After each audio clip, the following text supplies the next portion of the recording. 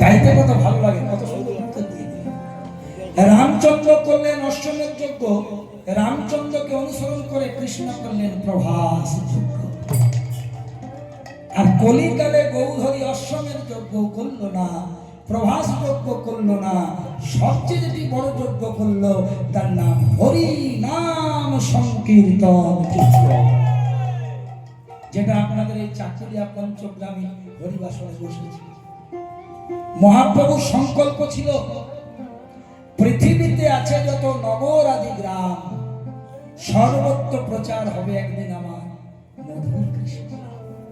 এখন দেখুন আগের থেকে কীর্তনটা বেড়েছে কিনা বলুন। এটা পুরাতন আসর। আমি এলাকায় কোন নাম করেছি? বাহাদুরপুর থেকে, শিয়ালদা থেকে, চাকুলিয়া থেকে, কুরমা থেকে, ঘেটালি থেকে, সোনাবাদ থেকে, ভাগাবাজার থেকে, ভান্ডবোড়া সাইড থেকে কত জায়গায় গান করেছি ভাই। নীলকমল হোটেল যখন প্রথম তৈরি হয়, ভিত তৈরি হয়, ওখানে আমি কীর্তন করে এসেছি। যেটা আপনাদের কুলদীপ টকিজ ছিল, সিনেমা হল ছিল, ওই সিনেমা হলের মালিক আমাকে কীর্তন করিয়েছে। তাহলে কত ছোট থেকে এলাকায় কীর্তন চলছে, কিন্তু এটা পুরাতন আসর।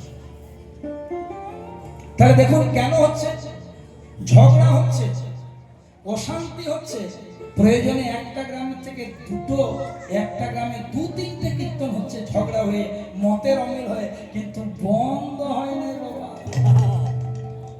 এই তো কয়েক বছর আগে টুকরাতে নবকুঞ্জ হয়ে গেল, আমাকে নিমন্ত্রণ করেছিলেন, আমার দুর্ভাগ্য আসতে পারি না।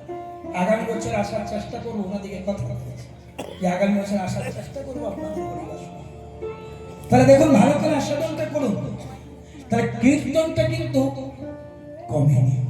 আর কেন কমেনি সেটা আপনাদের আমাদের ক্রেডিট নয়, এটা ভগবানের কথা। পৃথিবীতে আছে যত নগরাদি